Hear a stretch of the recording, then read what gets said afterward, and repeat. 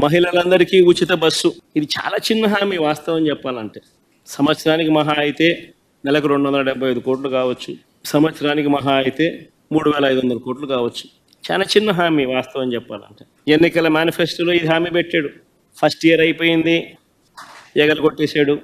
మళ్ళీ రెండో సంవత్సరం, మళ్ళీ ఈ సంవత్సరం బడ్జెట్లో చూస్తామా అంటే కనిపించడం లేదు. ఈ సంవత్సరము ఎగనామే. మా రాయలసీమలో ఉన్న మహిళలందరూ ఎదురు చూస్తున్నారు. విశాఖపట్నం పోయి రావచ్చు కదా, పోయి చూసి రావచ్చు కదా, బాగుంటుంది కదా అని చెప్పి. కర్నూలు, విజయనగరము, శ్రీకాకుళము, ప్రకాశము, అనంతపురం, నెల్లూరు వీళ్ళంతా మహిళలు ఎదురు చూస్తున్నారు. విజయవాడ, గుంటూరుకు పొద్దున పోయి సాయంత్రం రావచ్చు కదా, చూసి రావచ్చు కదా, ఏదో అమరావతి కడుతున్నాడు కదా, ఎలా ఉందో చూసి రావచ్చు కదా అని చెప్పి. ఉచిత బస్సు పెడితే ఉచితంగా ప్రయాణం చేసి రావచ్చు కదా, ఎక్కడికి పడితే అక్కడికి పోవచ్చు కదా, విహారయాత్రలకు పోవచ్చు కదా, చూసి రావచ్చు కదా, విశాఖపట్నం దగ్గర నుంచి, విజయవాడ దగ్గర నుంచి, గుంటూరు దగ్గర నుంచి అందరూ చూసి రావచ్చు కదా అని చెప్పి అందరూ ఎదురు చూస్తూ ఉన్నారు.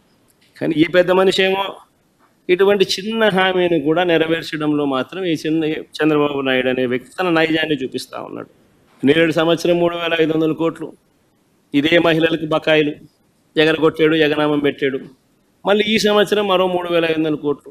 అంటే మహిళలకు ఫ్రీ బస్సు పుణ్యం, ఫ్రీ బస్సు రూపేణ మరో 7,000 కోట్ల రూపాయలు చంద్రబాబు నాయుడు బాకీ పడ్డాడు, ఎగరగొట్టాడు.